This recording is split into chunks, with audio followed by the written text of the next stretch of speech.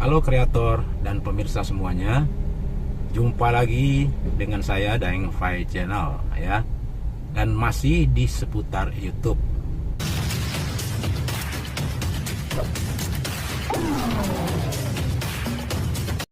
Pada video kali ini saya akan coba bahas masalah maraknya dunia per-YouTubean di awal 2023 ini ya.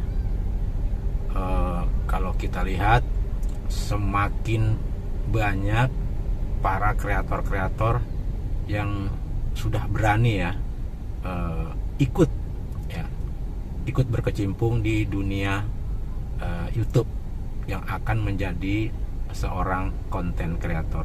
Salam kreator semua. Namun pada dasarnya definisi daripada arti YouTuber itu, kita harus tahu bahwa YouTuber itu kata lainnya adalah konten kreator. Nah, konten kreator itu adalah orang yang membuat kreasi dalam bentuk konten video ya. Kreasi itu dalam dunia per-YouTubean itu cuma ada dua topik ya secara global, yaitu topik pendidikan ya atau pengetahuan dan topik hiburan. Nah, dari sini dasarnya kita harus mempunyai pola pikir atau mindset mau kemanakah kita nanti ke depannya. Untuk menjadi seorang kreator di YouTube, hakikatnya sebelum kita jauh ke depan melangkah, kembali atau berulang kepada diri kita ya. Karena dari dua topik yang paling besar itu kita harus pilih dulu ya. Jadi seorang yang baru menjadi konten kreator itu harus punya jati diri dulu ya. Tema apa yang kalian mampu? Tema apa yang kalian bisa dan punya skill atau hobi ya. Intinya harus membuat tema yang minimal kalian kuasai. Kenapa demikian? Supaya seiring waktu berjalan jangan sampai putus di tengah jalan. Karena dalam dunia YouTube itu banyak sekali tantangannya ya. Antara lain banyaknya pihak ketiga yang berbisnis menawarkan jasa jam tayang, menawarkan jasa subscribe, like, komen, itu semua bisa dibeli dengan uang. Nah, kita yang jadi kreator baru ini karena merasa tersaingi, tiba-tiba kalau kita tidak sabar, tertinggal jauh ke depan oleh kreator lain yang sudah mau menuju monetisasi, akhirnya kalian bisa ngambil jalan pintas ya, tergiur oleh oknum yang menjual jasa jam tayang, jasa subscribe dan lain sebagainya yang memang itu dibutuhkan untuk performa channel kita. Padahal itu semua dilarang oleh pihak YouTube karena tahu sendiri YouTube senang dengan konten dari kreator-kreator yang membuat video-video yang original ya, bukan hasil tonton yang dipaksakan oleh pihak ketiga, istilahnya didoping, didorong ya. Kenapa demikian? Karena YouTube itu berdiri mempunyai partner ya, kita. Nah, YouTube bekerja sama dengan pihak perusahaan yang menangani iklannya di platform YouTube itu ya. Video-video kita inilah yang sebagai piring iklan ya untuk ditempatkan oleh YouTube. Semakin rajin kita mengupload video, semakin rajin kita mengunggah video, semakin banyak video yang kita masukkan ke platform YouTube, YouTube semakin senang. Ibarat kata kita ini bukan orang terkenal, namun pada awalnya karena mendengar cerita-cerita seorang artis yang penghasilannya lebih besar dari dunia YouTube, Terus kita tergiur, ingin coba menjadi seorang konten kreator atau YouTuber. Sah-sah saja ya. Cuman ingat, dasarnya kita beda, bukan orang terkenal ya. Pihak YouTube menganjurkan kita harus membuat video sebanyak-banyaknya yang berkualitas dengan didasari oleh sistem SEO ya. SEO itu adalah optimasi mesin pencari ya, search engine optimization ya, yang di dalamnya itu ada beberapa metadata ya, supaya terbaca oleh algoritma YouTube sebagai prosesor. Nah, itu yang harus kita dasari. Namun ada juga di sisi lain kreator yang sukses tanpa mengenal yang namanya SEO, termasuk metadata. Istilahnya gaptek lah, nggak tahu tentang teknologi komputer ya. Pokoknya dunia online itu tidak tahu, tapi dia sukses. Kenapa sukses? Karena dia konsisten memperbanyak membuat video ya.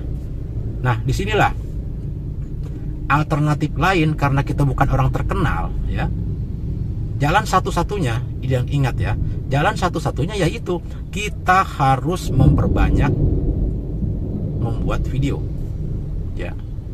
Dan kita harus meningkatkan kualitas video.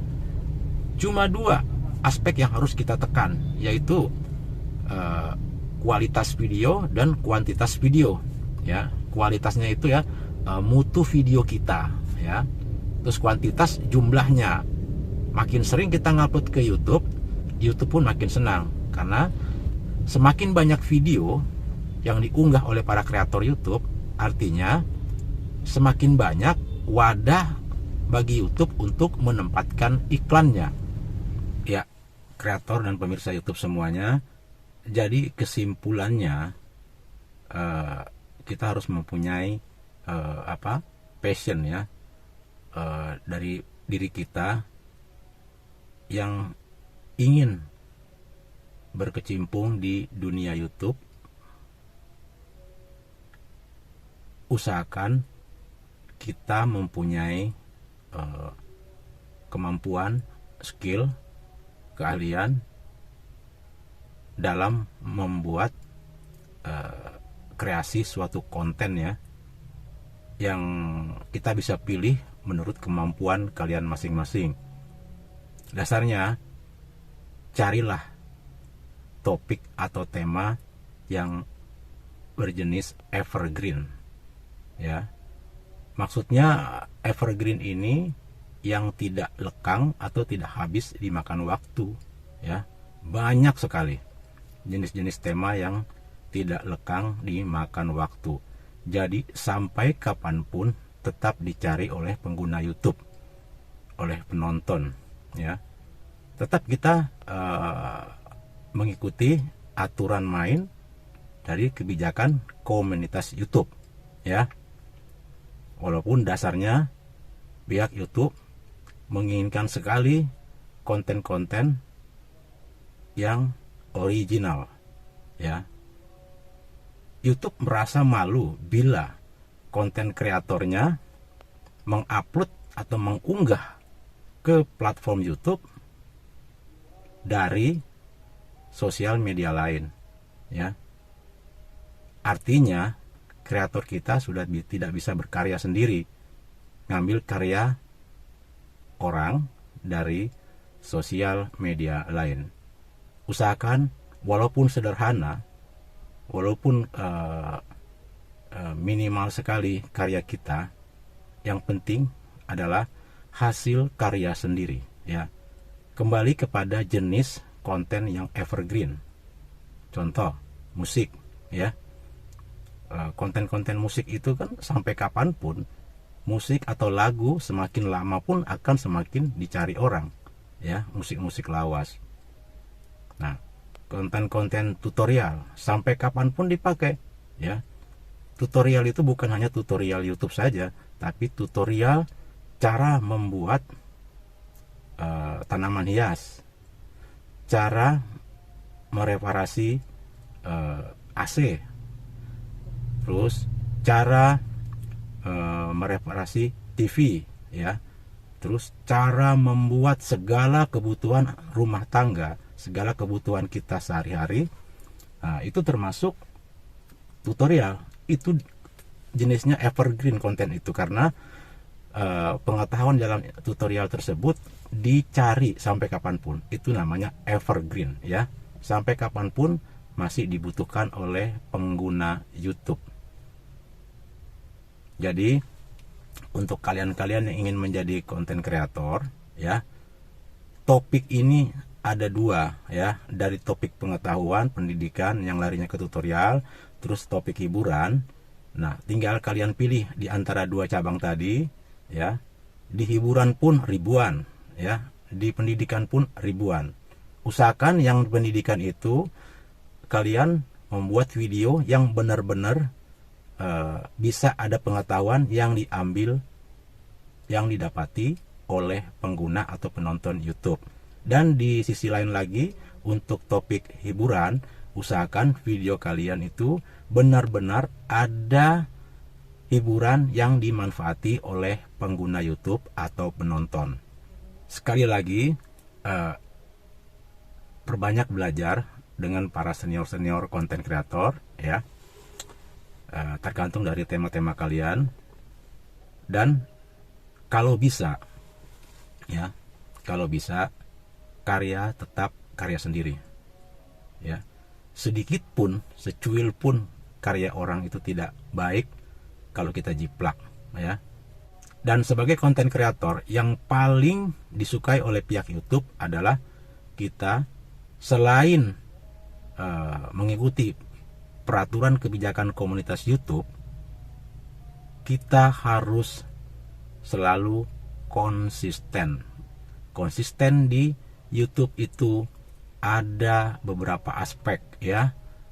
Antara lain konsisten dengan tetap kita pada tema yang satu niche. Kemudian konsisten kita mengatur jadwal upload video. Lalu konsisten kita tidak melanggar peraturan komunitas YouTube. Dan konsisten kita membuat seragam thumbnail agar kita bisa dikenal oleh subscriber kita, ya. Terakhir, supaya channel kita itu tambah maju, ya, tambah besar, usahakan semampu kita buatlah judul dan thumbnail yang menarik, artinya bisa memikat para pengguna dan penonton YouTube, ya. Jadi di situ antara judul dan thumbnail harus bisa membuat penasaran, memikat mata para pengguna YouTube untuk mengklik. Pasti kalian tahu, ya, dua yang terpenting itu adalah ujung tombak dari rasio klik tayang, ya.